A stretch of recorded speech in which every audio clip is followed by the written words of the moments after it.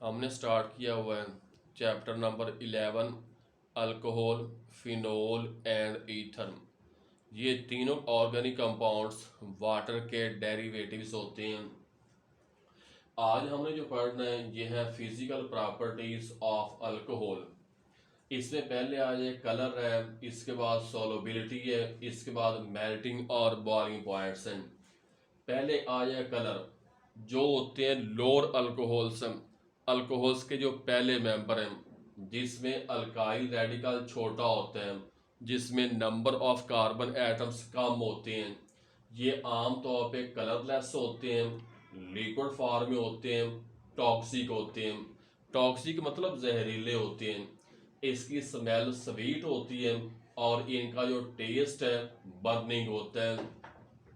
तो इसका जो लोअर मेंबर्स ऑफ अल्कोहल्स हैं, कलरलेस हैं, लिक्विड फॉर्म में हैं, टॉक्सिक हैं, स्वीट स्मेल है, बर्निंग टेस्ट है। इसके बाद आज जो अल्कोहल्स है इनकी सोलोबिलिटी, इनमें पार्टिकल्स के आपस में के दरमियान हाइड्रोजन बॉन्डिंग पाई जाती है।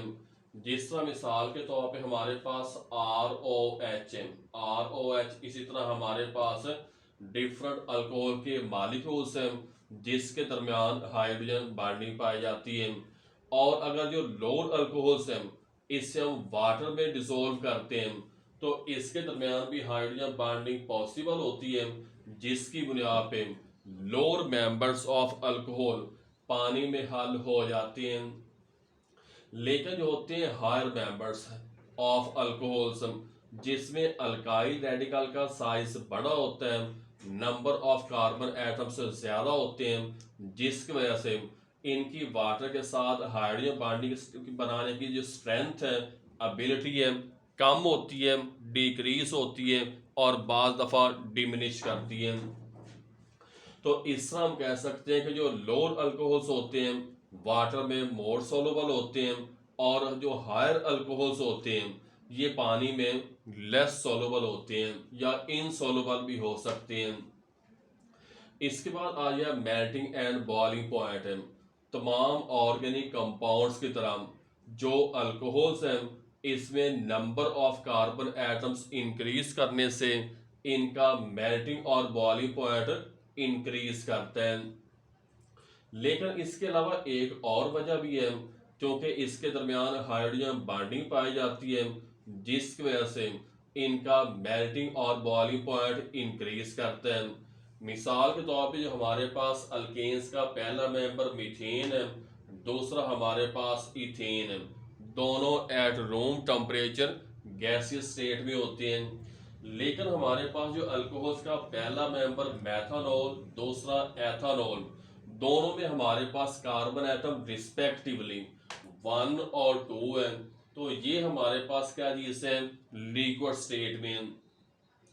वजह क्या है, जो अल्केन्स हमारे पास है नॉन पोलर है, इसमें हाइड्रोजन बॉन्डिंग पॉसिबल नहीं है, मेल्टिंग और बॉइलिंग पॉइंट कम होते हैं और ये at room temperature gaseous state में होते हैं। लेकिन जो हमारे पास अल्कोहल्स होते हैं जो अल्कोहल से पोलर होते हैं, इसमें हाइड्रोजन बॉन्डिंग पाई जाती है, जिसकी वजह से इनका मेल्टिंग और बॉइलिंग पॉइंट इंक्रीज करता है और जो लोअर मेंबर्स है आम टेम्परेचर पे लिक्विड स्टेट में एग्जिस्ट करते हैं।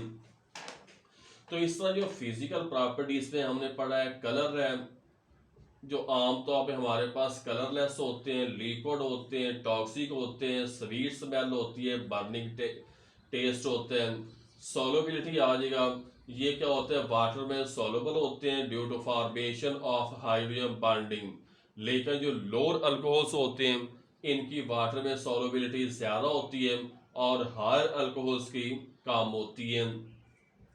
इसके बाद आ जाए मेल्टिंग और बॉइलिंग पॉइंट है। इसमें आगे ऐसे अल्कोहल्स जो लोअर होते हैं जिसमें number of carbon atoms come है, इनका मेल्टिंग और बॉइलिंग पॉइंट कम होता है।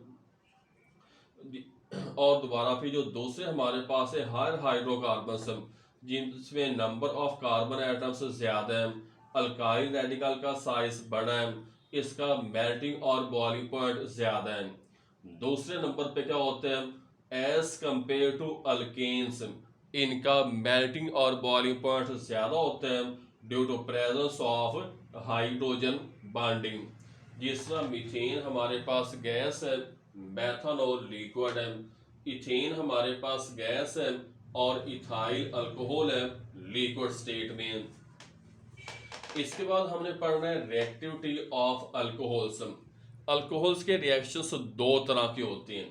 पहले जनरल फार्मूला हम करते हैं ROH। ROH तो इस तरह अगर हमारे पास OH के ऊपर चार्ज पार्शियल नेगेटिव है, न्यूक्लियोफाइल है, तो R के ऊपर चार्ज पार्शियल पॉजिटिव है, ये इलेक्ट्रोफाइल बन जाएगा। इसी तरह अगर हमारे पास H के ऊपर चार्ज पार्शियल पॉजिटिव है तो फिर O के ऊपर चार्ज पार्शियल नेगेटिव होगा। तो इस तरह इसी बुनियाद पे जो अल्कोहल्स हैं इनके रिएक्शंस दो तरह के होते हैं। बास ऐसे रिएक्शंस होते हैं जिसमें बॉन्ड ब्रेक डाउन करते हैं O और C के दरमियान, ये चीज। दूसरा क्या होता है, ऐसे रिएक्शंस हैं जिसमें बॉन्ड की ब्रेक डाउन होती है O और H के दरमियान। यहाँ पर बॉन्ड की ब्रेक डाउन का जो ताल्लुक है, इसका ताल्लुक है अटैकिंग ग्रुप के साथ। इलेक्ट्रोफाइल अटैक कर रहे हैं या न्यूक्लियोफाइल अटैक कर रहे हैं। अब मिसाल के तौर पे देखो, ये हमारे पास है इथाइल अल्कोहल है। अगर न्यूक्लियोफाइल अटैक करेगा तो इस जो ये न्यूक्लियोफाइल है इसे सब्स्टिट्यूट करेगा, यहाँ से OH माइनस निकलेगा। तो ये हम कह सकते हैं कि ये है SN रिएक्शन है, जिसमें स्ट्रॉन्ग न्यूक्लियोफाइल ने लेस रिएक्टिव न्यूक्लियोफाइल को सब्स्टिट्यूट किया है। दूसरा हमारे पास लिखा हुआ है कि अगर हमारे पास इसके साथ अटैक करता है इलेक्ट्रोफाइल प्लस है, तो यहाँ पे फिर हमारे पास क्या होना है, O और H इसके दरमियान बॉन्ड ब्रेक डाउन करेगा। तो एक इलेक्ट्रोफाइल दूसरे इलेक्ट्रोफाइल को सब्स्टिट्यूट करेगा। इस तरह प्रोडक्ट हमारे पास इस तरह के ये बनेंगे। अब जो हमारे पास फिजिबिलिटी है या ईज ऑफ रिएक्शन है, वो रिएक्शन जिसमें बॉन्ड की ब्रेकडाउन कार्बन और ऑक्सीजन के दरमियान होती है, इसमें टर्शियरी अल्कोहल की रिएक्टिविटी सबसे ज्यादा है, सेकेंडरी की इससे कम है, प्राइमरी की सबसे कम। इसकी वजह क्या होती है कि जो टर्शियरी अल्कोहल है, जिस वक्त यहाँ से यहाँ पे जो है OH रिप्लेस करेगा, बाकी हमारे पास ये बनेगा टर्शियरी कार्बोकेशन या कार्बोकेटाइन बनेगा, ये स्टेबल है। OH इसके लिए माइनस रिलीज करना आसान है। तो इस तरह यहाँ पर हमारे पास टर्शियरी कार्बोकेशन जो है, इसमें सेंट्रल एटम चूंकि कार्बन है और कार्बन के साथ जितने अल्काइल रेडिकल्स ज्यादा होते हैं स्टेबिलिटी ज्यादा होती है। तो यहाँ पर इसके साथ चूंकि 3 कार्बन एटम या अल्काइल रेडिकल्स अटैच है, इसी बुनियाद पे OH लीव करने की टेंडेंसी सबसे ज्यादा है और रिएक्टिविटी ज्यादा है। सेकेंडरी अल्कोहल की इससे कम, प्राइमरी अल्कोहल की सबसे कम है। दूसरा आ जाएगा कि ऐसे रिएक्शंस हैं जिसमें बॉन्ड की ब्रेकडाउन होती है ऑक्सीजन और हाइड्रोजन के दरमियान, इसमें मेथनॉल की रिएक्टिविटी सबसे ज्यादा है। इसके बाद प्राइमरी अल्कोहल के इससे कम, सेकेंडरी अल्कोहल के इससे कम, और जो टर्शियरी अल्कोहल है इसकी रिएक्टिविटी सबसे कम होनी है। तो इस तरह हमने पढ़ी है रिएक्टिविटी ऑफ अल्कोहल है।